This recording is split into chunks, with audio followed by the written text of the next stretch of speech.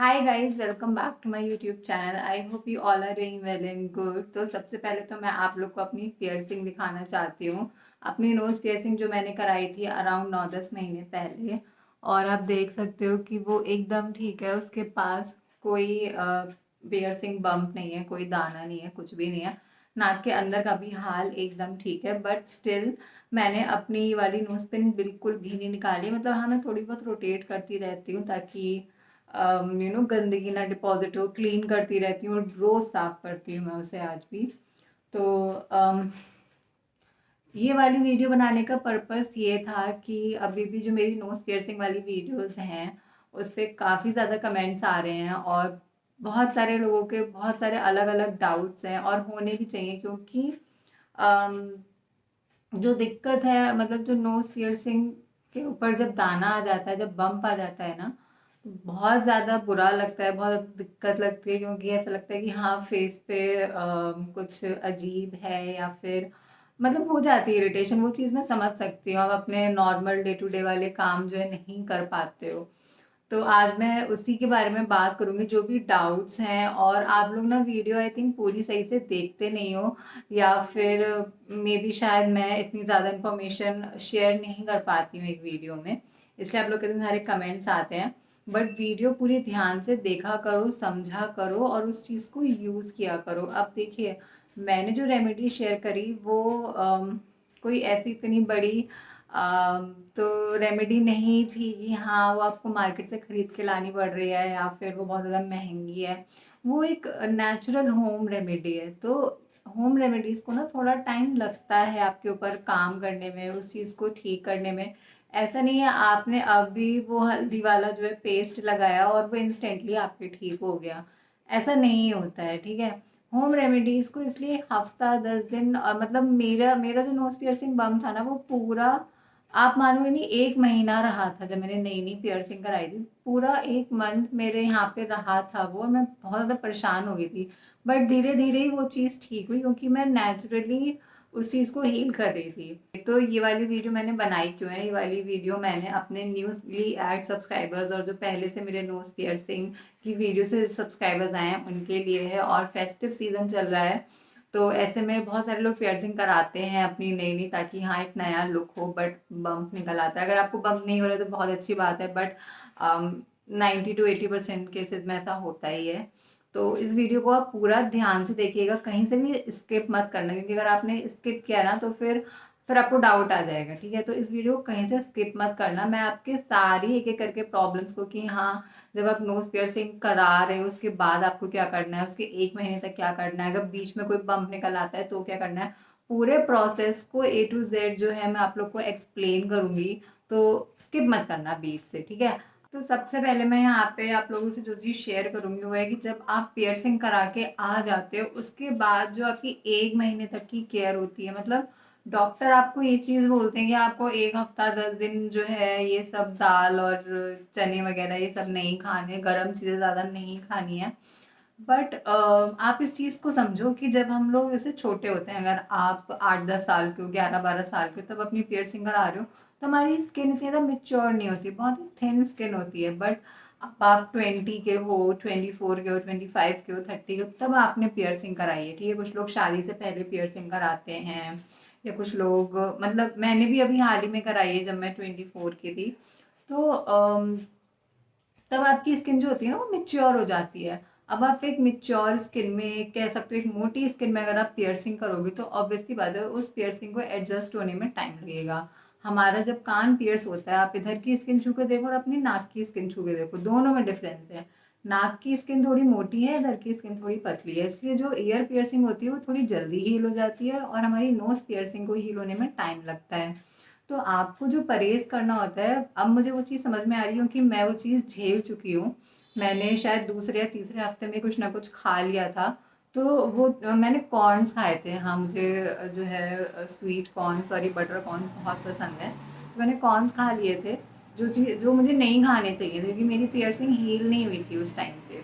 तो आपको इसी चीज़ का ध्यान रखना है कि आपको 1 महीने तक आप अवॉइड करो, मतलब स्ट्रिक्टली, अगर आप नहीं चाहते हो कि आपको पियर्सिंग हो, तो आपके पास और कोई ऑप्शन नहीं है, वो आपको अवॉइड करना है, ठीक है। सबसे पहली चीज़ ये हो गई कि आपने क्या नहीं खाना है। उसके बाद आपने और क्या नहीं करना है। अब जैसे आपने पियर्सिंग कराई और आपने डायरेक्ट नोज पिन पहन ली, ठीक है, नोज पिन पहन ली, या फिर आपने, कुछ लोग रिंग पहन लेते हैं, बाली पहन लेते हैं, वो पहन ली। आपको 1 से 2 महीने तक उसको छूना नहीं है। अब जो पहन लिया वो पहन लिया, वही पहने रहना है आपने। इसलिए अपने मेटल का जो चॉइस है वो बहुत देख कर करिएगा। मैं गोल्ड प्रेफर करूँगी, क्योंकि silver, I don't think, silver मुझे तो सूट नहीं किया। सिल्वर हर किसी को सूट करता भी नहीं है, कुछ लोगों को कर जाता है, ठीक है, बट कुछ लोगों को सूट नहीं करता है। तो उसके लिए मैं बोलूँगी कि आप लोग गोल्ड प्रेफर करिएगा। गोल्ड की नोज पिन, अगर आपको नोज पिन पहननी अच्छी लगती है तो फिर आप नोज पिन ही पहनना, कि हाँ आपको अगले महीने तक नोज पिन पहननी है, फिर आप चेंज करोगे। तो जो आपको नोज पिन या नोज रिंग जो भी आपको पहननी है ना, वो आप पियर्सिंग के टाइम लेकर जाना गोल्ड की, कि हाँ भाई मुझे नोज रिंग पहननी है तो फिर मुझे डायरेक्ट नोज रिंग पहनाओ, और मुझे नोज पिन पहननी है तो आप डायरेक्ट नोज पिन पहनो, ताकि वो चेंज करने का जो है झाड़ खत्म हो। इन केस अगर आपको गोल्ड सूट नहीं करता है, जो कि हो सकता है, मतलब 3-4% लोग हो सकते हैं, वैसे ऐसा हुआ नहीं कि गोल्ड किसी को सूट ना करे, गोल्ड सबको सूट करता है, इसलिए मैंने गोल्ड बोला आपको। गोल्ड अगर सूट नहीं करता है तो फिर आप सीख, नीम की सीख ही पहनो, मतलब आप पियर्सिंग करा लो, उसके बाद उसमें नीम की सीख ही डलवा लो, वो सबसे बेस्ट ऑप्शन होता है। उससे कुछ होता भी नहीं, बट सीख जब आप पहनोगे तो थोड़ी सी दिक्कत तो होगी, एक डाउट रहेगा कि भैया निकल ना जाए कहीं, इसलिए मैंने गोल्ड बोला। आपका जो मतलब आपको सही लगे, सहूलियत लगे, आप वो चीज़ पहन सकते हो, ट्राई कर सकते हो। और ये तो हमारी होगी कि जब आप पियर्सिंग करा के आ रहे हो या फिर आप पियर्सिंग कराने जा रहे हो। खाने का बता दिया, पहनने का बता दिया, और क्लीनिंग, यस, साफ सफाई। जब हमारी नोज पियर्सिंग होती है ना, तो हम 1-2 दिन तक बड़े चिल रहते हैं, कि हाँ, कुछ लोग सुन करवा के करवाते हैं पियर्सिंग, कुछ लोग मतलब बिना उसके कराते हैं, बिना सुन कराए करवा लेते हैं। तो जब हम नोज पियर्सिंग करवा के आ गए, अब आपको बहुत ज़्यादा साफ सफाई रखनी है, आपको नोज के अंदर भी सफाई रखनी है और नोज के बाहर भी सफाई रखनी है, क्योंकि 50 to 60% चांसेस होते हैं, अगर आपने सफाई नहीं रखी ना, उससे भी आपको नोज पियर्सिंग बम्प हो सकता है। तो अगर सफाई करते रहोगे, देख सकते हो कि आप मेरा, मतलब मैंने नोज पिन पहनी हुई है, कुछ भी जो है इतना दाना वाना नहीं होगा आपको। इन केस अगर क्लीनिंग करने के बाद भी, मतलब एक ईयरबड ले लो, ठीक है, ईयरबड से आप साफ करो, उसे मस्टर्ड ऑयल में डिप करके उसको साफ करते रहो, क्लीन करते रहो। इन केस उसके बाद भी अगर होता है आपको नोज पियर्सिंग बम नोज पियर्सिंग बम्प अगर आपको तब भी होता है, तो अब क्या करना है, अब उस पे क्या लगाना है, ठीक है, उस पे बहुत लोग का डाउट है, क्योंकि कुछ लोग को वो हल्दी और तेल नहीं, मतलब उन्हें कुछ रिजल्ट ही नहीं मिला। कुछ लोगों का ठीक भी हो गया, कमेंट सेक्शन आप देख सकते हो, कुछ लोगों का ठीक हो गया और कुछ लोगों का नहीं हुआ।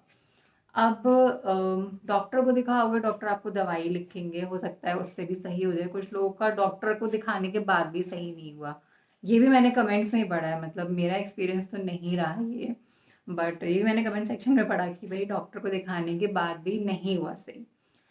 तो अब आपके ऊपर है एकदम हिट एंड ट्रायल वाला, मतलब ये नहीं कि आपने कुछ भी लगा लेना है अपनी नोज पियर्सिंग के ऊपर, आपको एकदम सेफ चीज़ों में जाना है, सेफ चीज़ें आपको ट्राई करनी है। हल्दी और मस्टर्ड ऑयल हमने अप्लाई करके देख लिया, वो आपको हफ्ते 10 दिन तक करना है, ठीक है, तब जाके आपको 11वें दिन या 12वें दिन रिजल्ट दिखना शुरू होगा। वो आपको नहीं हुआ, मतलब वो आपको सूट कह रही हूँ, वो आपको ठीक, वो आपका नोज पियर्सिंग बम बिल्कुल ठीक नहीं कर पाया, ठीक है। दूसरा हम आते हैं नमक, ठीक है। आप नॉर्मल नमक या सेंधा नमक, दोनों में से कोई भी ट्राई कर सकते हो अपनी नोज पे से, मतलब ईयरबड को थोड़ा पानी और नमक का सोल्यूशन बना लिया और उसमें डिप करके आपने यहाँ पे लगा लिया, ठीक है। वो भी आपको हो सकता है उससे सही हो जाए। दूसरी रेमेडी, तीसरी रेमेडी जो मैं आपको बताऊंगी वो होंगे ऑइंटमेंट्स। ऑइंटमेंट्स मतलब जैसे हमारा सोफ्रामेसिन, बीटाडाइन और बेटनोवेट सी, ठीक है, ये तीनों रिकमेंड करूंगी मैं। सोफ्रामेसिन हम सबके घर में होता है, बीटाडाइन भी हम सबके घर में होता है, और बेटनोवेट सी शायद कुछ लोग पहली बार सुन रहे होंगे, बट कुछ लोग के घर में होगा, ऑलरेडी यूज़ कर रहे होंगे। तो अब हमें इन तीनों में से कौन सा ऑइंटमेंट यूज़ करना है, ये चीज़ हमें देखनी है, ठीक है। अगर आपका पस वाला दाना है, ठीक है, जो पस वाला दाना होता है, अगर आपके पस वाला दाना है तो आपने बीटाडीन यूज़ करना है, ठीक। बीटाडीन आप यूज़ करके देखो, और आपको बीटाडीन से नहीं हो रहा है सही, ठीक है, आपने 4-5 दिन देख लिया लगा के, वो बम्प एकदम वैसे का वैसे ही है, वो मतलब ना छोटा हो रहा है, पस वाला जो बम्प होगा ना वो 2 तरीके से जो है सही होगा, छोटा होगा वो, और उसमें कुछ ना कुछ आपके अंदर जो भी भरा हुआ है वो बाहर निकलना स्टार्ट होगा। थोड़ा-सा आप उसको ज़्यादा ज़ोर से मत प्रेस करना, बहुत हल्के से आपने जो है वो अपने ईयरबड से ऐसे प्रेस कर करके उसके अंदर का जितना भी गंदगी है वो सब निकालना है। ठीक है, मैंने एकदम आपको रॉ लैंग्वेज बता दिया जो मैंने किया था। अब स्किन वाला दाना है, ठीक है, 2 टाइप के दाने थे, पस वाला दाना, स्किन वाला दाना। स्किन वाला दाना तो देखो हल्दी और मस्टर्ड ऑयल से ही जाएगा। उसमें मैंने बहुत सारे ट्यूब्स ट्राई कर लिए, नहीं हुआ था वो से, वो हल्दी और उससे ही गया। बट आप चाहो, अगर आप ट्राई करना चाहते हो, क्योंकि इसका कोई ऐसा प्रॉपर मेडिकेशन नहीं है कि हाँ भाई नोज पियर्सिंग बम जो है इस एक चीज़ से सही हो जाएगा। आपने ट्राई करती रहनी है चीज़ें, क्योंकि ये सब चीज़ आपके घर में अवेलेबल हैं। आपको कुछ ऐसा नहीं है 1000-2000 का इन्वेस्टमेंट है, ये सब ऑइंटमेंट्स किसी भी मेडिकल स्टोर पे मिल जाते हैं। तो बीटाडीन हमने यूज़ कर लिया, उसके बाद आपने ट्राई करना है बेटनोवेट सी। ठीक है, बेटनोवेट सी हम वैसे भी ये सब दाने वाले ही ट्यूब्स हैं। दाने या कट वगैरह हमें लग जाता है कहीं उसी चीज़ के लिए, तो आप एक तरीके से एक कट को ही तो हील कर रहे हो, एक पियर्सिंग को सही कर रहे हो। ये सब चीज़ें हम तभी तो लगाते हैं, तो आप कनेक्ट कर पा रहे होगे अब चीज़ें अच्छे से। ठीक है, पियर्सिंग का दाना जो है वो कोई इतनी बड़ी बीमारी नहीं है, इतनी बड़ी वो दिक्कत नहीं है। आपको धीरे धीरे करके वो चीज़ खुद ही सही करनी है। ऐसा नहीं है कि हाँ मैंने ये चीज़ बता दी तो इसी से ही वो पूरा सही होगा, नहीं। आप और चीज़ें देखो कि हाँ आप और क्या क्या यूज़ कर सकते हो, उसे ज़्यादा से ज़्यादा साफ रखने की कोशिश करो। तो मैंने बेटनोवेट सी बता दिया और बीटाडीन बता दिया। सोफ्रामेसिन तो शायद सबसे पुराना ऑइंटमेंट है जो हम घर में यूज़ करते हुए आ रहे हैं। अगर आपकी पियर्सिंग में से खून आ रहा है, आपको दर्द हो रहा है बहुत ज़्यादा, तो मैं आपको सोफ्रामेसिन रिकमेंड करूँगी, क्योंकि वो ना फिर आपके ज़ख्म बन गया है, फिर वो दाना नहीं रहा। इस चीज़ में डिफरेंस देखिएगा, क्योंकि पियर्सिंग आपकी है, मैं ऐसे कमेंट पढ़ के नहीं बता सकती ना कि आपकी पियर्सिंग में आपने क्या लगाना चाहिए। वो चीज़ आपको खुद देखनी है कि भाई पियर्सिंग में से खून निकल रहा है या फिर गलती से हाथ लग जाता है, या आपने कोशिश करी वो ताज़ी ताज़ी पियर्सिंग हो रखी है और आपने नोज़ पिन निकाल के रिंग पहनने की कोशिश करी, रिंग निकाल के पिन पहनने की कोशिश करी, तो ऐसे में ज़ख्म होने के चांसेस हैं, खून भी निकलता है। उस पर आपने सोफ्रामेसिन लगाना है। ठीक है, और अगर आपके पस वाला दाना है तो आपने जाना है बेटनोवेट सी और बीटाडीन, दोनों में से कोई भी ट्राई कर सकते हो, या फिर अगर एक असर नहीं कर रहा है तो दूसरे पे जाओ। अब इन सब के बाद भी आपकी पियर्सिंग नहीं ठीक हो रही है, भाई बहुत पुराना बम्प है, 1 साल हो गया, इतने महीने हो गए, उतने महीने हो गए, तो कोई ऑप्शन नहीं है। मतलब ये मेरा एक्सपीरियंस था, मैं सच बोल रही हूँ। मैंने वो वीडियो कोई ऐसे नहीं बनाई थी कि मतलब मुझे कोई उम्मीद नहीं थी कि वो इतने ज़्यादा व्यूज़ पे पहुँच जाएगी और ये इतने ज़्यादा लोगों की दिक्कत होगी, सीरियसली। अब जब कमेंट्स पढ़ रही हूँ तो समझ में आ रहा है कि हाँ भाई ये दिक्कत काफ़ी लोगों को है और सबके अपने अलग अलग एक्सपीरियंस रहे हैं पियर्सिंग को लेके। ठीक है, तो मैंने वो बस अपना एक एक्सपीरियंस शेयर किया था। मैं यहाँ पे भी आपसे सिर्फ एक एक्सपीरियंस शेयर कर रही हूँ, मैं उस चीज़ की गारंटी नहीं दे सकती कि हाँ भाई ऐसे सही हो ही जाएगा, क्योंकि अब मेरी पियर्सिंग बिल्कुल ठीक हो गई है और मुझे कोई दाना नहीं हुआ है। वो इसीलिए नहीं हुआ है क्योंकि मैं अपनी पियर्सिंग रोज़ क्लीन करती हूँ, रोज़ मैं अपनी नोज़ क्लीन करती हूँ, ऊपर से भी और अंदर से भी। वही शायद एक रीज़न है। और जहाँ मुझे ऐसा लगता है कि हाँ मेरा मतलब बीच में शायद अभी अगस्त जब बारिश हुई थी बहुत ज़्यादा, अगस्त सितंबर की बात है, सितंबर की ही बात है, तब मेरे को एक फिर से दाना बनना स्टार्ट हुआ था। तब मैंने अपना वो हल्दी और वो ऑयल, मस्टर्ड ऑयल हल्का सा लगा लिया था और वो 2 दिन में ही मतलब गायब हो गया था। उसको मैंने पूरा हटा दिया था ईयरबड से खुरेच के, पूरा साफ हो गया था। उसके बाद मुझे नहीं लगा। तो जब भी अगर आपको लगे ना, मतलब आप, वही बात है ना, अगर आप रोज़ क्लीन करोगे, रोज़ अपनी नोज़ पर ध्यान दोगे भाई, तो आपको पता चलता रहेगा। अब आपको होश ही नहीं है भाई कि नोज़ के आसपास गंदगी जमा हो रही है ऊपर से अंदर से, तो दाना तो फिर उसमें होगा ही। तो सबसे पहला और सबसे बेसिक स्टेप यही है कि आपने अपनी नोज़ रोज़ क्लीन करनी है, भले ही आपकी पियर्सिंग को कितना भी टाइम हो गया है। ठीक है, इस चीज़ को ध्यान में रखना आप। बाकी अगर वीडियो आपको यूज़फुल लगे, मैंने सारे मेथड्स, सारी चीज़ें आपको डिटेल में शेयर कर दी हैं, अच्छी लगे वीडियो तो लाइक करना, चैनल को सब्सक्राइब कर लेना। कमेंट सेक्शन आप लोग के लिए है, कोई भी डाउट हो, अब भी कोई भी डाउट हो तो फिर पूछ लेना। बट कोई ऐसे वैसे ट्रीटमेंट में मत चले जाना कि कुछ भी लगा रहे हो सही करने के लिए। डॉक्टर के पास जाना, अगर वो बिल्कुल भी ठीक नहीं हो रही है ना नोज़ पियर्सिंग, तो फिर किसी अच्छे डॉक्टर को कंसर्न करना। मेरी एट द एंड यही रहेगी क्योंकि मैंने आपको बस अपने एक्सपीरियंस के बेसिस पे बता दी हैं चीज़ें। अगर आपको सीरियसली बहुत बड़ी दिक्कत लग रही है कि हाँ, वो नोज़ पियर्सिंग मंथ नहीं जा रहा है, तो फिर आप डॉक्टर को कंसर्न कर लेना।